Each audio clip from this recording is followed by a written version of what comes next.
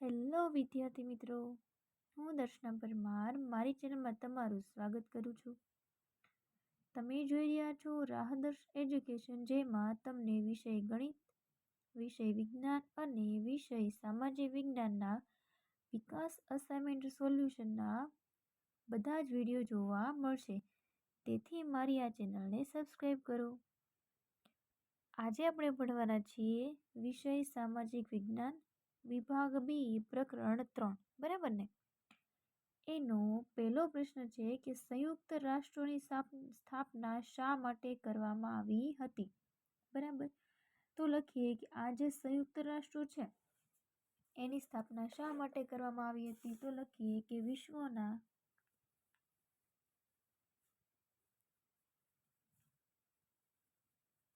શાંતિ અને સલામતી જાળવવા. પછી બીજું લખીએ આંતરરાષ્ટ્રીય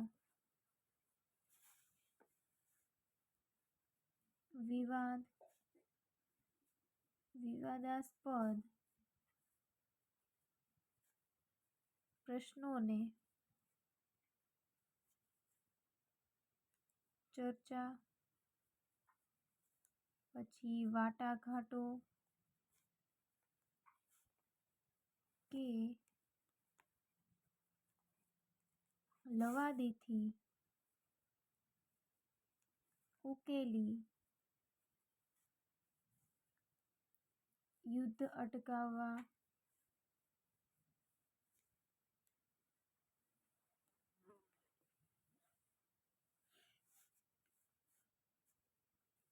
તથા આંતરરાષ્ટ્રીય બંધુત્વ, સહકાર અને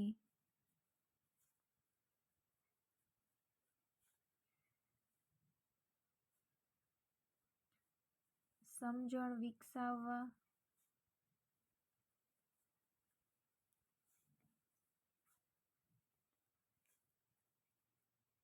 માનવ હકોનું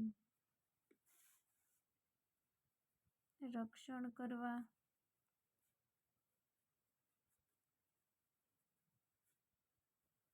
વગેરે ઉચ્ચ આદર્શો અને ભાવનાઓ સાકાર કરવા માટે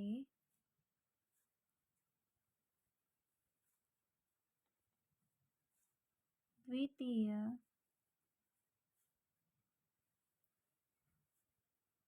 વિશ્વયુદ્ધ પછી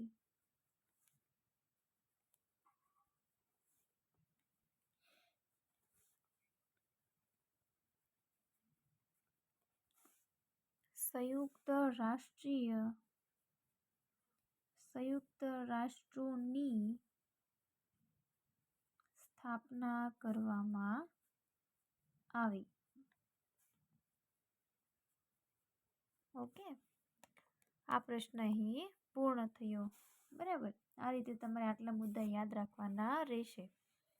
એની પછીનો પ્રશ્ન નંબર 2 લખીએ. શું કીધું છે? પ્રશ્ન નંબર 2 જે છે એમાં સંયુક્ત રાષ્ટ્રોના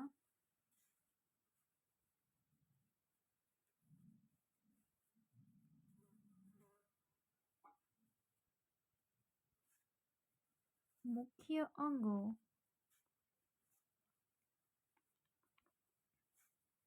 કયા કયા છે?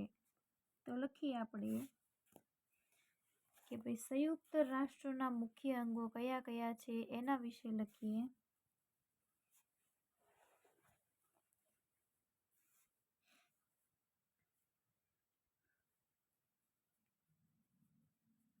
સંયુક્ત રાષ્ટ્રોના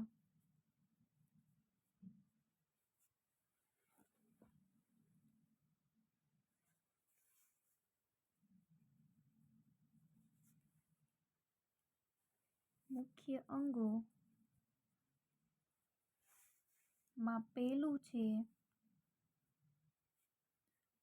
સામાન્ય સભા, બીજું છે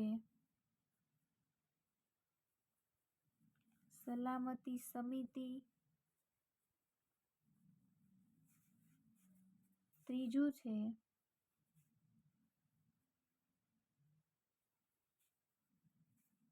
આર્થિક અને સામાજિક સમિતિ, ચોથું છે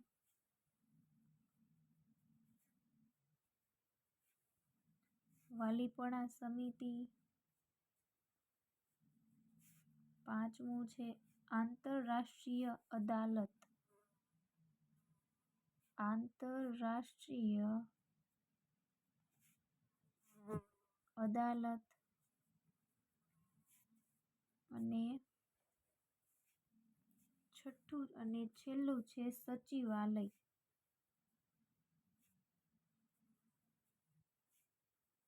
બરાબર. આ જે છે એના મુખ્ય અંગો છે. કયા કયા છે? તો કે 6 મુખ્ય અંગો છે. સામાન્ય સભા, સલામતી સમિતિ, આર્થિક અને સામાજિક સમિતિ, વાલીપણા સમિતિ, આંતરરાષ્ટ્રીય અદાલત અને સચિવાલય. આને યાદ રાખવા માટે તમે શું કરી શકો છો? તો કે ના પહેલા અક્ષર તમે લઈ શકો છો. સા સ આ વા આ સ. એવી રીતે તમે એનું સૂત્ર બનાવી શકો છો કે સા સ આ વા આ સ. તો તમને આ જે છે એ આખું યાદ રહી જશે. બરાબર. કે સંયુક્ત રાષ્ટ્રના મુખ્ય અંગો કેટલા છે? તો કે 6 અંગો મુખ્ય છે. બરાબર. તમે એના જે પહેલા અક્ષર છે એ તમે યાદ રાખી લો એટલે તમને યાદ રહી જાય કે સા ઉપરથી સામાન્ય સભા, પછી સ ઉપરથી સલામતી સમિતિ, આ ઉપરથી આર્થિક અને સામાજિક સમિતિ, વા ઉપરથી વાલીપણા સમિતિ, આ ઉપરથી આંતરરાષ્ટ્રીય અદાલત અને સ ઉપરથી સચિવાલય. બરાબર. આ રીતે તમે સૂત્ર બનાવી શકો છો કે સા સ આ વા આ સ. એની પછીનો પ્રશ્ન નંબર 3 જોઈએ.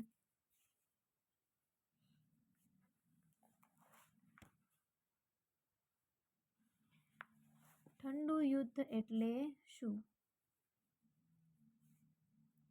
ઠંડુ યુદ્ધ એટલે શું? કોને કહેશો ઠંડુ યુદ્ધ? લખીએ આપણે અહીંયા.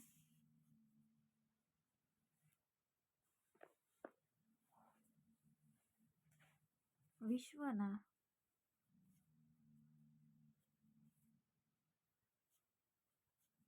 રાજકારણમાં અમેરિકા,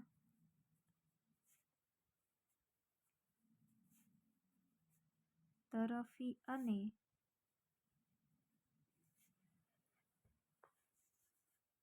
રશિયા તરફી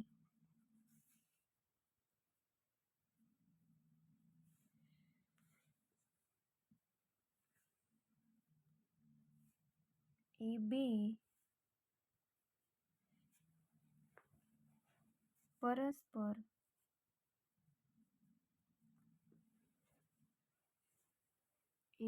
પરસ્પર વિરોધી વિચારસરણીવાળા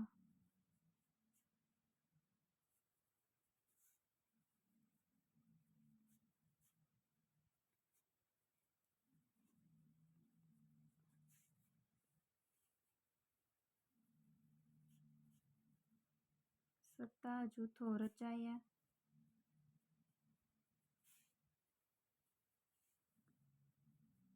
વિશ્વના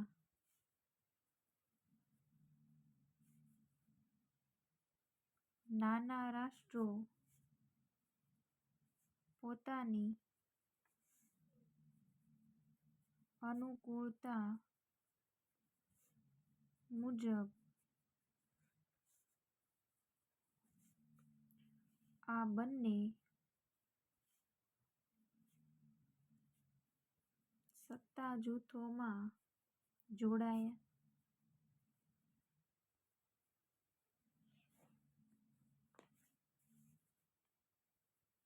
તેથી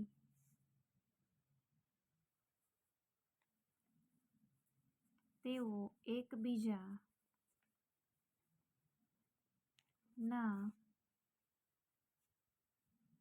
મતના ખંડન માટે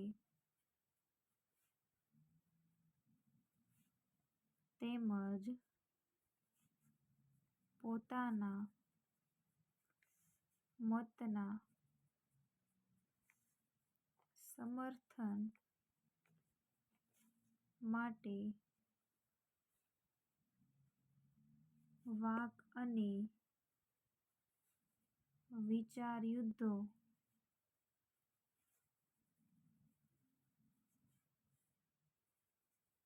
કરી શસ્ત્ર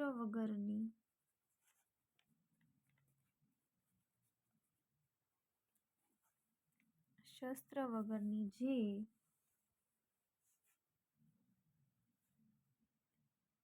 તંગ રાજકીય પરિસ્થિતિનું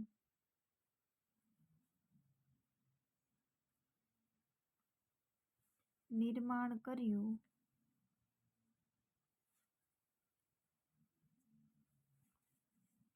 તેને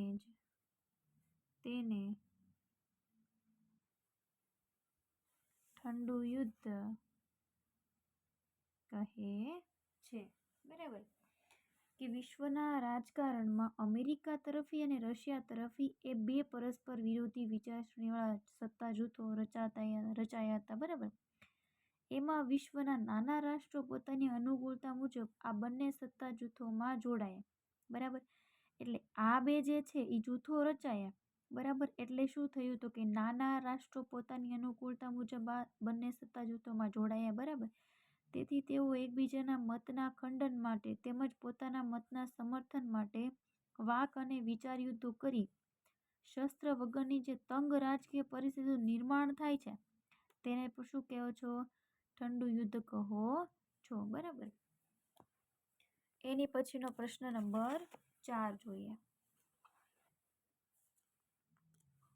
ચલો લખીએ પ્રશ્ન નંબર 4.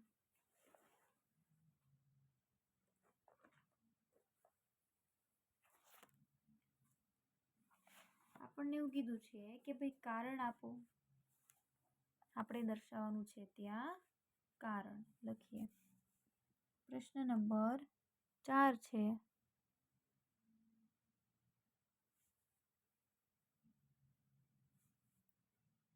કારણ આપો કે વર્સેલ્સની સંધિમાં જ દ્વિતીય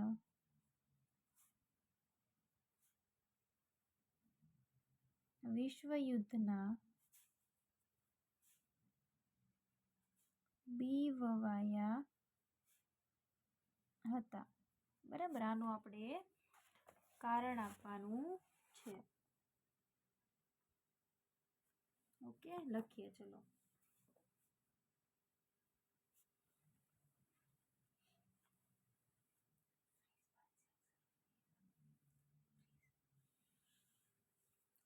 લખીએ આપણે હવે આમાં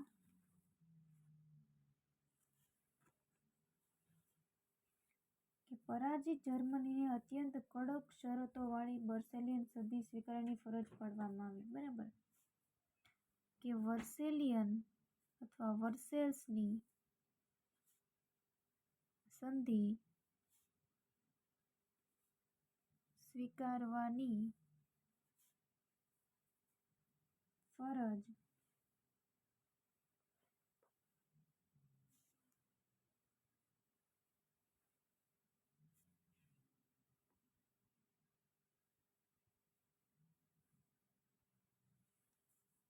પરાજિત જર્મનીને વર્સેલીની સંધિ સ્વીકારવાની ફરજ પરાજિત જર્મનીને પાડવામાં આવી.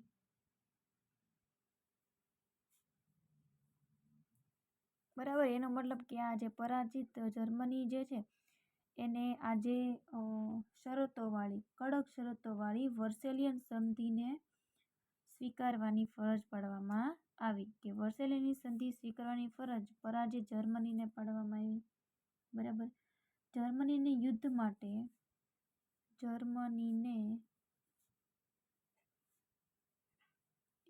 માટે જવાબદાર ગણી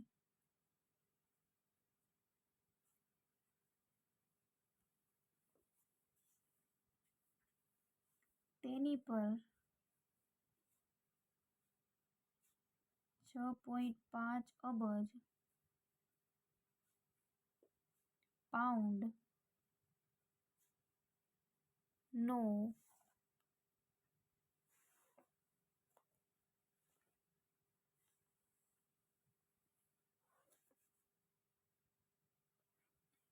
જંગી યુદ્ધ દંડ લગાવ્યો.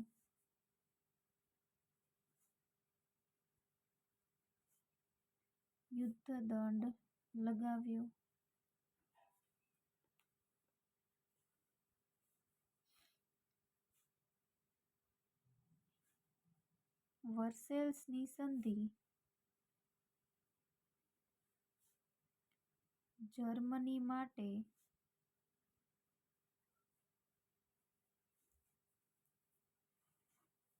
અન્યાયી અને અપમાનજનક હતી.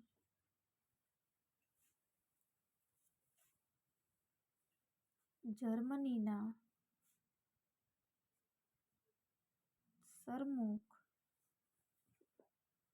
સરમુખત્યાર એડોલ્ફ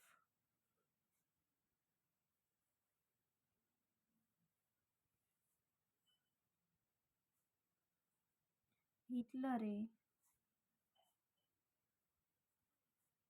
વર્સેલ્સની સંધિ ને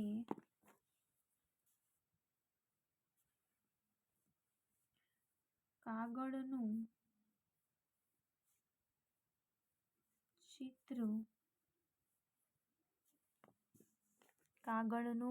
ચીતરું કહીને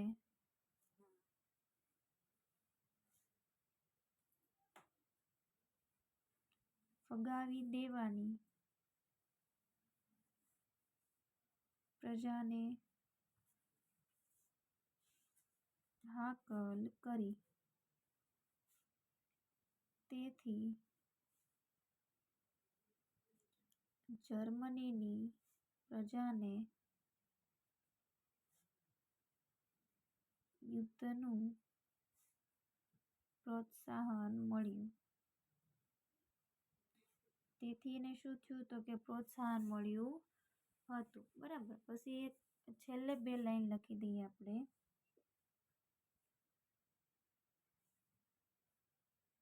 તથા ઇટાલીની ઉપેક્ષા થઈ હતી. આમ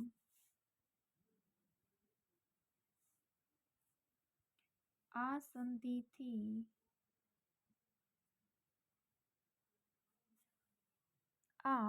સંધિથી કેટલાય રાષ્ટ્રોને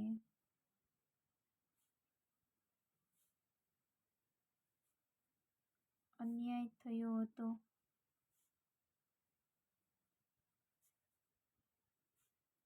આમ વર્સેલ્સની અન્યાયી સંધિમાં જ દ્વિતીય વિશ્વયુદ્ધ ના બી વવાયા હતા. જો આ પ્રશ્નને સમજીએ. શું કીધું છે આપણને? પ્રશ્નમાં શું કીધું છે પહેલા એ જો. કે વર્સેલિયનની સંધિમાં જ દ્વિતીય વિશ્વના યુદ્ધ બીવવાયા હતા. એવું શા માટે છે? તો જોઈએ કે વર્સેલિયનની સંધિ જે છે બરાબર, એ અત્યંત કડક શરતોવાળી છે કે જેને પરાજિત જર્મની છે બરાબર, એની ફરજ પાડવામાં આવી. લખ્યું છે કે વર્સેલિયનની સંધિ સ્વીકારવાની ફરજ પરાજિત જર્મનીને પાડવામાં આવી હતી. બરાબર, કે જર્મનીને યુદ્ધ માટે જવાબદાર ગણી તેની પર 6.5 અબજ પાઉન્ડનો જંગી યુદ્ધ દંડ લગાવ્યો. વર્સેલિયનની સંધિ જર્મની માટે અન્યાયી અને અપમાનજનક હતી. આ જે સંધિ હતી બરાબર, વર્સેલિયનની સંધિ જર્મની માટે કેવી હતી? તો કે અન્યાયી અને અપમાનજનક હતી. જર્મનીના સરમુખત્યાર એડોલ્ફ હિટલરે વર્સેલિયનની સંધિને કાગળ ચિત્રું કહીને શું કર્યું? ફગાવી દેવાની પ્રજાને હાકલ પાડી. બરાબર, આ જર્મનીના સરમુખત્યાર હતા એડોલ્ફ હિટલરે વર્સેલિયનની સંધિને કાગળનું ચિત્રું સમજીને શું કર્યું? પ્રજાને એને જે છે હાકલ કરી. બરાબર, કે આ જે છે એને ફગાવી દો. તેથી જર્મનીની પ્રજાને યુદ્ધનું પ્રોત્સાહન મળ્યું. બરાબર, એને ફગાવી દીધું એટલે જર્મનીની પ્રજાને શું થયું? યુદ્ધનું પ્રોત્સાહન થયું તથા ઇટલીની શું થઈ? ઉપેક્ષા થઈ હતી. આમ આ સંધિથી કેટલાય રાષ્ટ્રોને અન્યાય થયો હતો. બરાબર, આ કઈ સંધિ? તો કે વર્સેલ્સ સંધિને કારણે કે કેટલાય રાષ્ટ્રોને અન્યાય થયો હતો. આમ વર્સેલની અન્યાયી સંધિમાં જ દ્વિતીય વિશ્વયુદ્ધના બીજ વવાયા હતા. એની પછીનો તમારો છેલ્લો અને 5મો પ્રશ્ન લખીએ.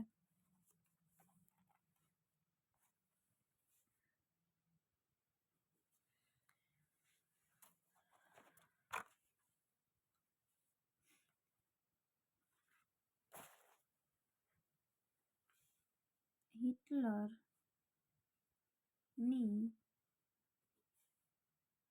ઉગ્ર સામ્રાજ્યવાદી નીતિ દ્વિતીય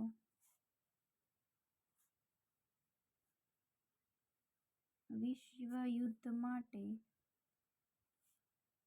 જવાબદાર હતી. હવે આના માટે લખીએ આપણે. જો પ્રશ્ન આપણને કીધો છે કે હિટલરની ઉગ્ર સામ્રાજ્યવાદી નીતિ દ્વિતીય વિશ્વયુદ્ધ માટે જવાબદાર હતી. શા માટે? લખીએ આપણે કે હિટલર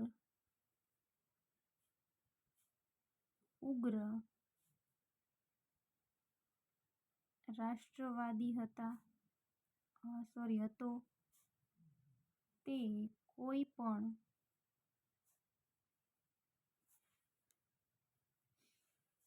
ભોગે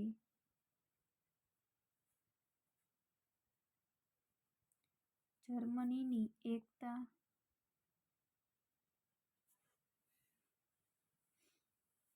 સ્થિરતા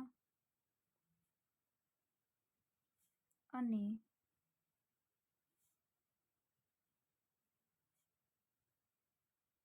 સમૃદ્ધિ ઈચ્છતો હતો.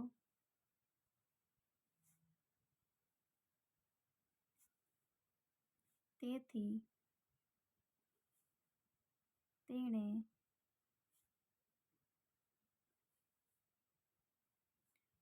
ઉગ્ર સામ્રાજ્યવાદી નીતિ અપનાવી.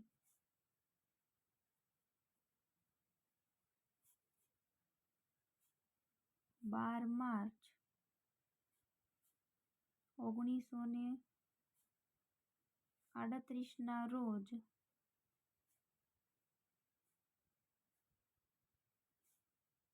હિટલરે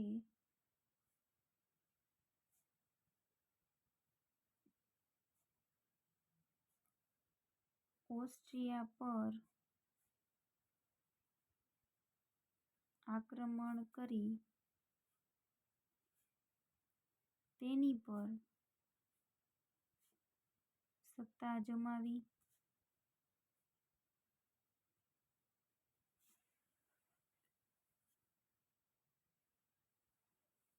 1 ઓક્ટોબર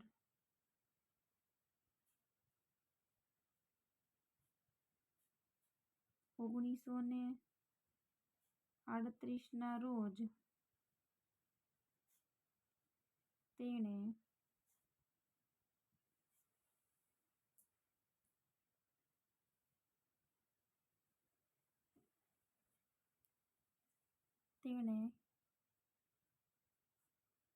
ચેકોસ્લોવેકિયા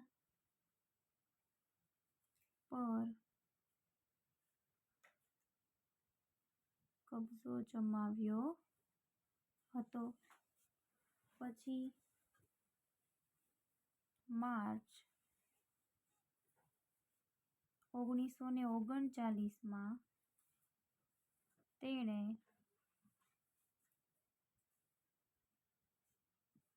લિથુઆનિયાનું મેમેલ બંદર કબજે કર્યું.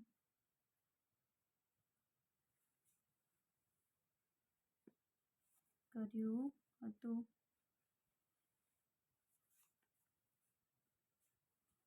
આમ હિટલરની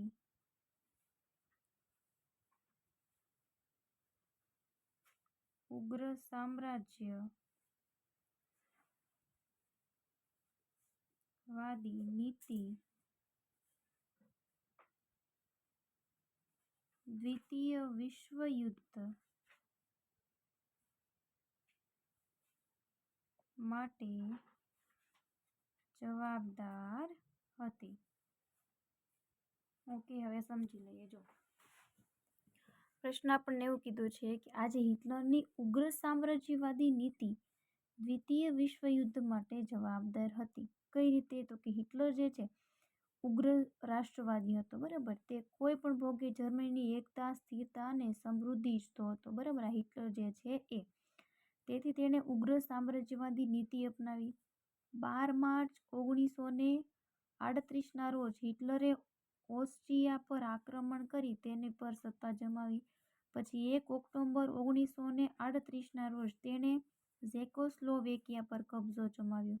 પછી માર્ચ 1939માં તેને લિથુઆનિયાનું મેમલ બંદર કબજે કર્યું. બરાબર, આમ હિટલરની જે છે ઉગ્ર સામ્રાજ્યવાદી નીતિ હતી દ્વિતીય વિશ્વયુદ્ધ માટે જવાબદાર હતી. 3 વસ્તુ યાદ રાખવાની. કઈ કઈ વસ્તુ યાદ રાખવાની છે? તો કે 12 માર્ચ 1938ના રોજ હિટલરે શું કર્યું હતું? તો ઓસ્ટ્રિયા પર કબજો જમાવ્યો હતો. 1 ઓક્ટોબર અને 1938ના રોજ ઝેકોસ્લોવિયા પર કબજો જમાવ્યો. બરાબર, ઓઝેલી. 3 યાદ રાખવાની વસ્તુ. કઈ વસ્તુ યાદ રાખવાની? અહીંયા લખીએ જો, ઓઝેલી. શા માટે ઓઝેલી યાદ રાખવાનું કહું છું આ પ્રશ્ન માટે? કારણ કે જો 12 માર્ચ 1938માં ઓસ્ટ્રિયા, ઓ ઉપરથી શું આવશે? ઓસ્ટ્રિયા પર આક્રમણ કરીને કબજો જમાવ્યો, સત્તા જમાવી.